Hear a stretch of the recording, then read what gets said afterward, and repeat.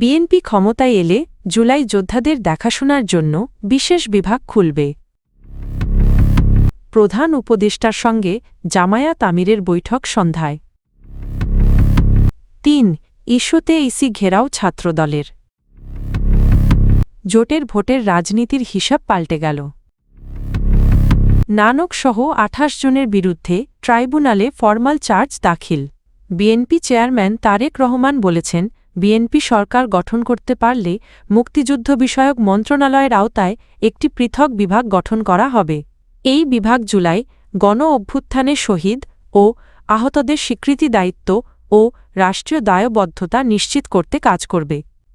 রোববার ১৮ জানুয়ারি রাজধানীর কৃষিবিদ ইনস্টিটিউশন বাংলাদেশ কেআইবি মিলনায়তনে জুলাই গণ অভ্যুত্থানে শহীদ ও আহত পরিবারের সদস্যদের সঙ্গে মতবিনিময় সভায় তিনি কথা বলেন।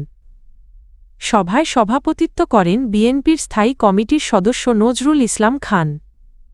অনুষ্ঠানে দলের সিনিয়র যুগ্ম মহাসচিব রুহুল কবির রিজভীসহ বিএনপির শীর্ষ নেতারা উপস্থিত ছিলেন।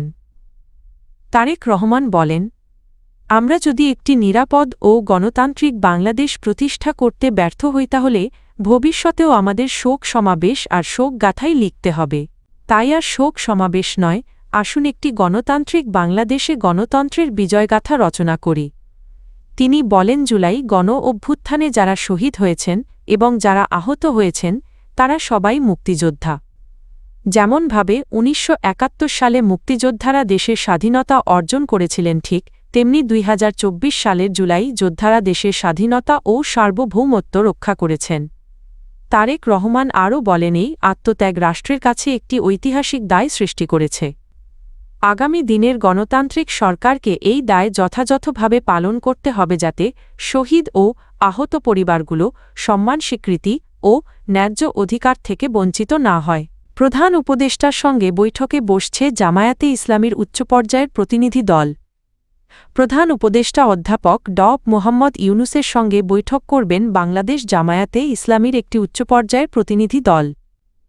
রোববার ১৮ জানুয়ারি সন্ধ্যায় রাষ্ট্রীয় অতিথি ভবন যমুনাতে এ বৈঠক অনুষ্ঠিত হবে। জামায়াতে ইসলামীর আমির ডা শফিকুর রহমানের নেতৃত্বে ৪ সদস্যের প্রতিনিধি দল দেশের বর্তমান রাজনৈতিক পরিস্থিতি ও সমসাময়িক গুরুত্বপূর্ণ ইস্যু নিয়ে প্রধান উপদেষ্টার সঙ্গে আলোচনা করবেন বলে জানা গেছে। দলটির কেন্দ্রীয় মিডিয়া ও প্রচার বিভাগের প্রধান অ্যাডভোকেট এহসানুল মাহবুব জুবায়ের এক সংবাদ বিজ্ঞপ্তিতে বিষয়টি নিশ্চিত করেন। বিজ্ঞপ্তিতে জানানো হয়, রোববার সন্ধ্যা ৬টা ৩০ বৈঠকটি অনুষ্ঠিত হবে। প্রতিনিধি দলে ডা শফিকুর রহমানের সঙ্গে আরও থাকছেন জামায়াতে ইসলামীর নায়েবে আমির ও সাবেক সংসদ সদস্য ডা শকীত আবদুল্লাহ মো. তাহের, সেক্রেটারি জেনারেল ও সাবেক সংসদ সদস্য মিয়া গোলাম পরোয়ার, সহকারী সেক্রেটারি জেনারেল মাওলানা রফিকুল ইসলাম খান। রাজনৈতিক অঙ্গনে চলমান সংলাপ ও পারস্পরিক যোগাযোগের অংশ হিসেবে এই বৈঠককে গুরুত্বপূর্ণ হিসেবে দেখা হচ্ছে। নির্বাচন কমিশনের ইসি বিরুদ্ধে পক্ষপাতদুষ্ট সিদ্ধান্তের অভিযোগসহ ৩টি দাবিতে নির্বাচন ভবনের বাইরে ঘেরাও কর্মসূচি পালন করছে বাংলাদেশ জাতীয়তাবাদী ছাত্রদল। রোববার ১৮ জানুয়ারি পূর্বঘোষিত কর্মসূচির অংশ হিসেবে সকাল থেকেই রাজধানীর আগারগাঁওয়ে নির্বাচন কমিশনের প্রধান কার্যালয়ের সামনে ছাত্রদলের নেতাকর্মীরা জড়ো হতে থাকেন। সরেজমিনে দেখা যায়, ছাত্রদলের কেন্দ্রীয় নেতৃত্বের পাশাপাশি ঢাকা মহানগর উত্তর ও দক্ষিণ শাখা এবং বিভিন্ন থানা ইউনিটের নেতাকর্মীরা কর্মসূচিতে অংশ নেন। বেলা ১১টার আগেই কর্মসূচি বাস্তবায়নের জন্য নির্বাচন ভবনের সামনে উপস্থিত হন ছাত্রদলের কেন্দ্রীয় সভাপতি রাকিবুল ইসলাম রাকিব ও সাধারণ সম্পাদক নাছির উদ্দিন নাছির। এ সময় রাকিবুল ইসলাম রাকিব বলেন, অনানুষ্ঠানিকভাবে গতকাল আমরা সিদ্ধান্ত নিয়েছি বাংলাদেশ জাতীয়তাবাদী ছাত্রদল নির্বাচন কমিশন ঘেরাও করবে। এর পেছনে একাধিক গুরুত্বপূর্ণ ইস্যু রয়েছে। পোস্টাল ব্যালট সংক্রান্ত সিদ্ধান্ত এবং একটি বিশেষ রাজনৈতিক গোষ্ঠীর প্রভাব ইতোমধ্যেই স্পষ্টভাবে লক্ষ্য করা যাচ্ছে। তিনি আরও বলেন, আমরা আজ জবাবদিহিতা নিশ্চিত করতে এসেছি। যদি এই জবরদস্তিমূলক সিদ্ধান্ত ও বিশেষ গোষ্ঠীর প্রভাব বন্ধ না হয় তাহলে ভবিষ্যতে আরও কঠোর কর্মসূচি ঘোষণা করা হবে। ত্রয়োদশ জাতীয় সংসদ নির্বাচন সামনে রেখে দেশের রাজনীতিতে নতুন করে মেরুকরণ শুরু হয়েছে। জামায়াতে ইসলামী নেতৃত্বাধীন ১১ দলীয় নির্বাচনী ঐক্যে শেষ মুহূর্তে যোগ না দেওয়ার সিদ্ধান্ত নিয়েছে চরমোনাই পীরের দল ইসলামী আন্দোলন বাংলাদেশ। এর ফলে ইসলামপন্থী দলগুলোর সম্ভাব্য বৃহত্তর ঐক্য বা এক বাক্স নীতি বাস্তবায়নের সুযোগ বড় ধাক্কা খেয়েছে।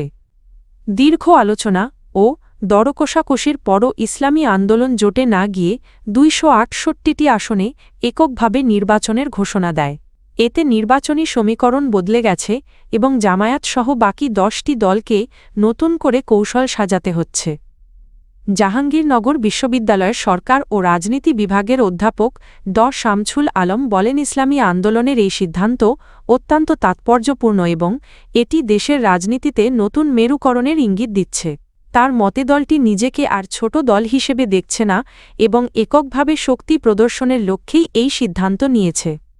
তিনি আরও বলেন, ইসলামপন্থী ভোট ভাগ হয়ে গেলে এর সবচেয়ে বড় সুবিধাভোগী হতে পারে বিএনপি। কারণ ধারণা করা হয় দেশে ১৫ থেকে ২০% ভোট ইসলামপন্থী বা ডানপন্থী দলগুলোর পক্ষে যায়। এখন জামায়াত জোট ও ইসলামী আন্দোলন আলাদাভাবে নির্বাচন করায় সেই ভোট বিভক্ত হবে। সূত্র জানায়, ইসলামী আন্দোলন জোট ছাড়ার পেছনে দুটি মূল কারণ রয়েছে: আসন বণ্টন নিয়ে অসন্তোষ এবং আদর্শিক দ্বন্দ্ব। দলটি শুরুতে ১০০টির বেশি আসনের নির্বাচন চাইলেও পরে অন্তত ৫০টি আসন দাবি করে। জামায়াত ৪৫টির বেশি আসন ছাড়তে রাজি হয়নি।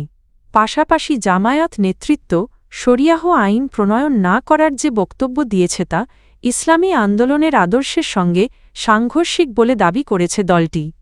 জুলাই আগস্টের গণ আন্দোলনের সময় রাজধানীর মোহাম্মদপুর এলাকায় সংঘটিত মানবতাবিরোধী অপরাধের ঘটনায় সাবেক মন্ত্রী জাহাঙ্গীর কবির নানক ও ঢাকা দক্ষিণ সিটির সাবেক মেয়র শেখ ফজলে নূর তাপসসহ ২৮ জনের বিরুদ্ধে আনুষ্ঠানিক অভিযোগ দাখিল করা হয়েছে।